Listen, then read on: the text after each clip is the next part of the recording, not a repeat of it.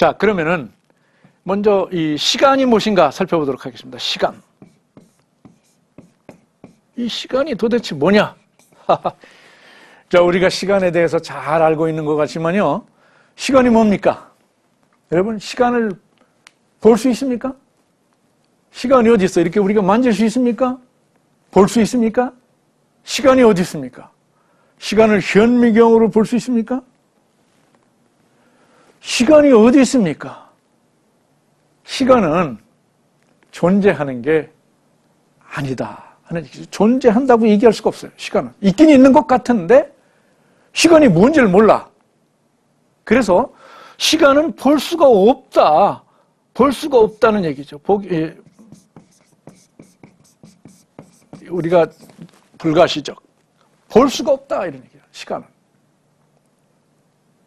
그 다음에 시간은 존재하느냐 안 존재하느냐 했을 때 이게 이제 보이지 않고 시간은 보이지 않고 시간은 존재론적으로 어떻게 만질 수 있는 것이 아니다 하는 얘기입니다. 그러면은 이 시간에 대해서 과학은 어떻게 보느냐? 과학은 이 시간을 있는 것으로 보느냐 없는 것으로 보느냐? 과학은 이 시간을 어떻게 봅니까? 과학은 이 시간을 측정 단위로 보고 있습니다. 측정 단위로 보고 있어요. 무슨 얘기냐면, 자, 여기서, 종이가 여기서 이렇게 떨어지는 시간이 있습니다. 종이가 여기서 떨어지는 시간을, 그러니까 종이가 움직이는 것을 시간으로 측정한 것이죠. 그래서,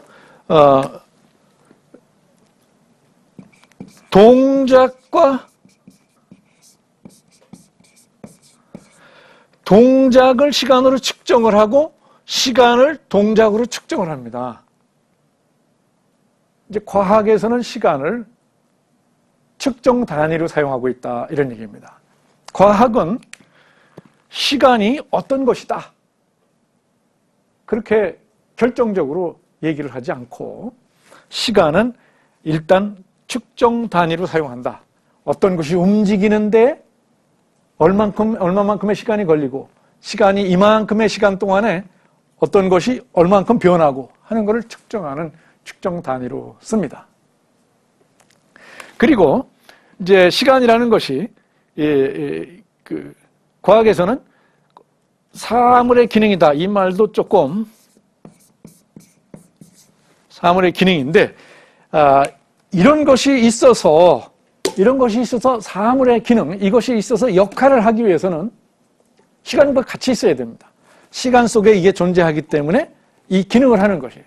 시간을 벗어난다면 이것이 탁자의 기능을 할 수가 없습니다. 그 시간을 어떤 컨테이너로 보는 사람들이 많습니다. 컨테이너.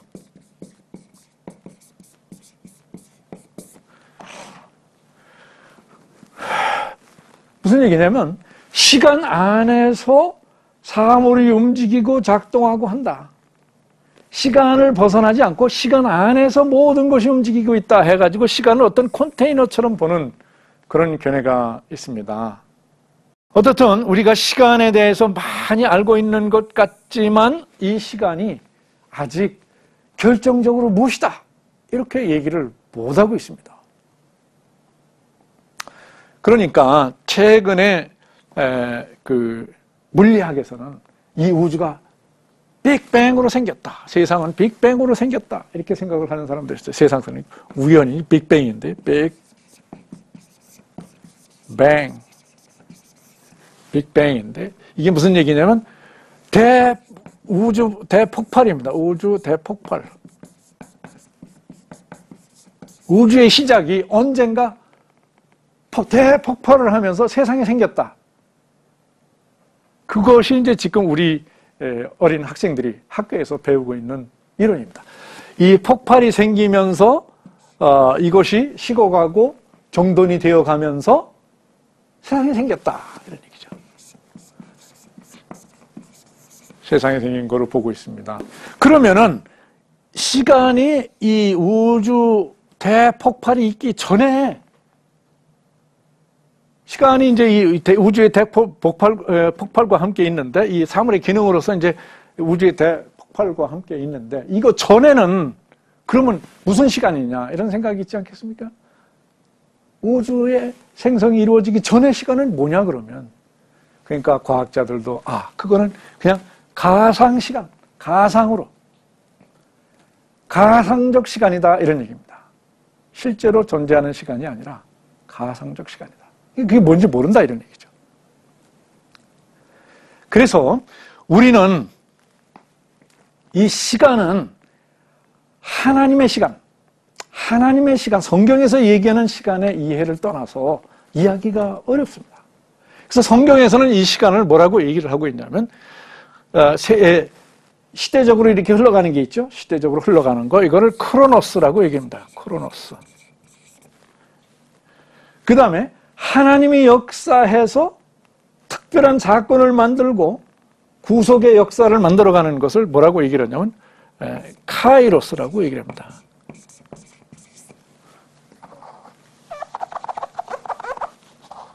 카이로스. 요거는 이제 우리가 보통 시대라고 얘기를 하고, 하나님이 정한 하나님의 시간입니다.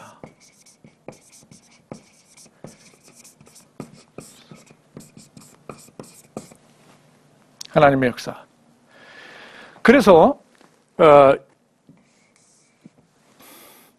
성경에는 크로노스가 있고 카이로스가 있는데, 하나님이 역사하기 위해서, 이 시간 안에서 하나님이 역사를 하기 위해서 작용하는 시간이 바로 이 카이로스다 하는 얘기입니다.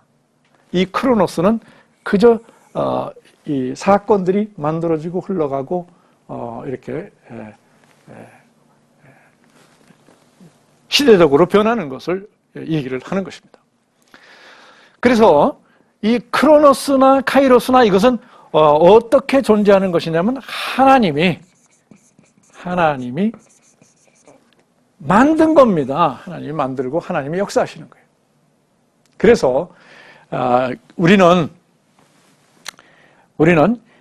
이 세상이 어떻게 존재하느냐라는 질문을 할 때에, 세상 사람들은 이 세상은 우연히 존재한다고 믿고 있지만은, 우리는 이 세상은 필연적으로 존재한다, 이렇게 믿고 있습니다. 필연적으로 존재한다. 필연적으로 존재한다는 것은 무엇이냐면, 누군가가 이 세상을 만들어서 이렇게 있을 수밖에 없는 상태가 된 상태가 필연입니다. 그것은 바로 창조 역사입니다. 창조주 하나님이 계시기 때문에 이 필연적으로 창조주가 창조해 한 사건이 바로 우리는 필연적이다, 이렇게 보는 것이죠.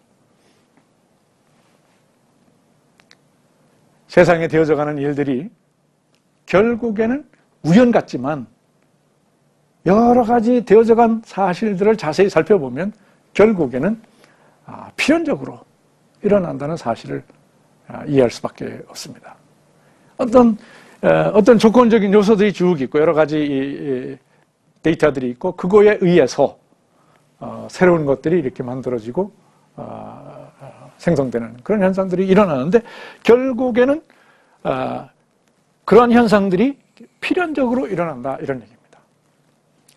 필연적으로 있어야, 세상이 필연적으로 흘러간다는 생각을 해야 이 도덕이 가능한 겁니다. 도덕. 그 다음에 생명의 의미가 가능한 겁니다. 의미. 여기 우연의 세상에 있어서는, 여기서는 도덕이 없습니다. 도덕이 없어요. 왜? 그저 우연히 일어난 것이기 때문에. 이거는 믿으면 굉장히 힘든 거예요. 인위적으로 사람들이 만들어서, 어떤 규범을 만들어서 이런 방향으로 가야 된다, 저런 방향으로 가야 된다 얘기해서 할 수는 있죠. 부분적으로 갈 수는 있지만, 근본적인 차원에서 인간이 정말 도덕적이고 생명의 의미를 찾고 삶의 의미를 찾고 갈 수 있는 그런 길은 없다, 이런 얘기입니다.